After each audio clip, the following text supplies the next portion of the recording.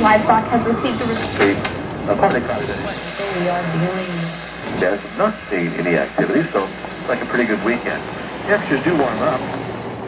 60 miles north to Augusta, 30 miles west on Benchmark Road. No matter how you dice it, simply getting to the Straight Creek trailhead takes time.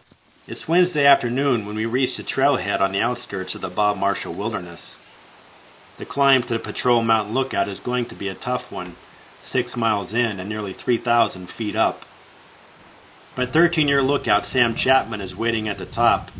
We arranged to meet her 3 weeks ago, and we're hoping to reach the summit by noon to spend a few hours with the Fire Mountain Lookout. The map says follow Straight Creek Trail for 3 miles. It's easy going, mostly flat on soft soil through deep shade. But the trail comes to an end at Straight Creek, which runs as wide and fast as the Dearborn River. This, the map says, is where you must ford the river to reach the other side. Oh my God!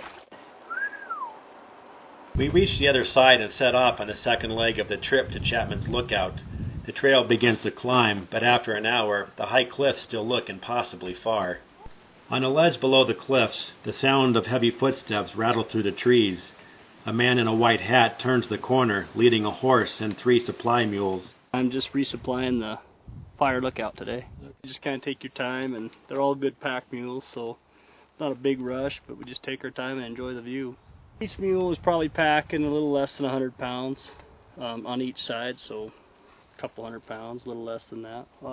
There was a couple of loads of water, a couple of loads of firewood, and then there were some groceries. The Love departs down the trail, leaving us alone below the cliffs. The trail cuts through a scree field and begins to climb, skirting the walls of a deep bowl. Finally, the ridge pulls into sight, and above it, Chapman's Lookout. To our surprise, Chapman has prepared a lookout tower meal of chili and cornbread. The food is delicious, and Chapman seems to delight in having company. These are down in Honeymoon. I think I've seen a couple of these up here. I'm not sure about these. This is an Osborne Firefinder.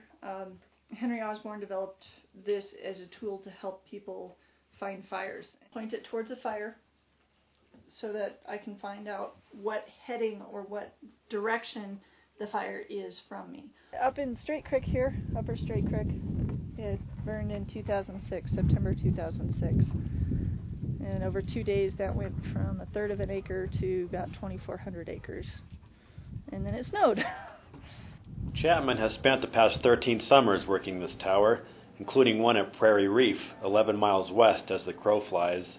She's seen her share of big fires in those years, including the summer of 2007 when the Ahorn, Fools Creek, and Skyland fires burned more than 150,000 acres, all within Chapman's line of sight. The Ahorn fire last year was reported by Prairie Reef Lookout on July 11th, and it was reported initially in the Ahorn drainage, which is behind the ridge to us here.